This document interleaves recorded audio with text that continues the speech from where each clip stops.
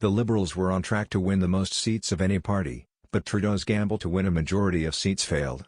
Canadians gave Prime Minister Justin Trudeau's Liberal Party a victory in Monday's parliamentary elections, but his gamble to win a majority of seats failed. The Liberals were on track to win the most seats of any party. The 49-year-old Trudeau channeled the star power of his father, the Liberal icon and late Prime Minister Pierre Trudeau, when he first won election in 2015 and now appeared to have led his party to the top finish in 2 elections since. The Liberals were leading in 156 ridings, the Conservatives in 123, the Quebec-based Bloc Québécois in 29, the leftist New Democratic Party in 28 and the Greens in 2. Trudeau didn't win enough seats to avoid having to rely on help from other parties to pass legislation. Trudeau entered the election leading a stable minority government that wasn't under threat of being toppled. The opposition was relentless in accusing Trudeau of calling an unnecessary early vote, 2 years before the deadline, for his own personal ambition.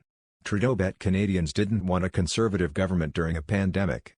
Canada is now among the most fully vaccinated countries in the world and Trudeau's government spent hundreds of millions of dollars to prop up the economy amid lockdowns, and he argued that the Conservatives' approach, which has been skeptical of lockdowns and vaccine mandates, would be dangerous and says Canadians need a government that follows science.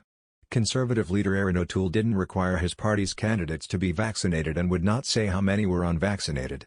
O'Toole described vaccination as a personal health decision, but a growing number of vaccinated Canadians are increasingly upset with those who refuse to get vaccinated. Trudeau supports making vaccines mandatory for Canadians to travel by air or rail, something the Conservatives oppose. And Trudeau has pointed out that Alberta, run by a Conservative provincial government, is in crisis. Alberta Premier Jason Kenney, an ally of O'Toole, said the province might run out of beds and staff for intensive care units within days.